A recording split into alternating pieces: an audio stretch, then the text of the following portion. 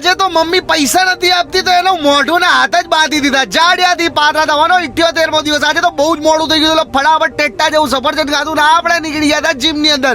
જીમની અંદર જ આપણે કડવી કોફી પીધી ને ફટાફટ વર્કઆઉટ ચાલુ કર્યું. આજે તો બરોબરની છાતી દબાવવાની હતી, પછી શોલ્ડરની એક્સરસાઇઝ કરી, ટ્રાઇસેપ્સની એક્સરસાઇઝ કરીને, પ્લેન કરીને આપણે વન સ્કૂપ ક્રિએટિન લઈને પહોંચી ગયા હતા ઘરે. ઘરે પહોંચીને 100 ગ્રામ મગ, 100 ગ્રામ કાકડી ડોજામાં ગાલીને આપણે મસ્ત નહીં ધોઈને રેડી થઈ ગયા. કેવો લાગુ છું? પછી બસ વન સ્કૂપ વે પેક કર્યું ને આપણે નીકળી ગયા હતા આપણી ડેલી કોફી પ્લેસ ઉપર. ત્યાં જઈને મસ્ત કોફી પીધી, માતાજીનું નામ 108 વાર લખી નાખ્યું અને ત્યાંથી નીકળી ગયા હતા આપણે આપણો લંચ કરવા માટે કેફેની અંદર, જ્યાં મલ્ટીગ્રેન વેબ્સ મળે છે અને અહીંયા કોઈ મેદો યુઝ નથી થતો, એટલે આ હેલ્ધી જ કહેવાય અને એટલા માટે જ હું અહીંયા ખાઉં છું. અને પછી એમણે કીધું ડાયટ કોક જેવી ઝીરો સ્પ્રાઇટ આવી છે એ ટ્રાય કરો. મેં ટ્રાય કરીને પછી હું નીકળી ગયો શૂટ કરવા ઘરે. ત્યાં મારા દોસ્તો આવી ગયા હતા અને ત્યાં મમ્મી જોડે એક મસ્ત કોમેડી વિડીયો શૂટ કર્યો. તમે જોજો, મેં લિંક કર્યો છે, મજા આવશે જોઈને. પછી આપણે 20 ગ્રામ મખાના ડોજામાં ગાલે ત્યાં મહેમાન આવ્યા તો મમ્મીએ કીધું તારું ડિનર મોડું થશે. મેં કહું મોડું નહીં ચાલે, સ્કેડ્યુલમાં રહેવું છે એટલે બહાર ડિનર કરવા જતા રહ્યા. હું નિકુંજભાઈ અમે બે મસ્ત પનીર પ્લેટર ખાધું અને ત્યાં મારા દોસ્ત મેક્સ અને ઓમ્બી આવી ગયા હતા અને ત્યાં અચાનક વિકાસભાઈએ કીધું હું ચાઇનાથી આવું છું.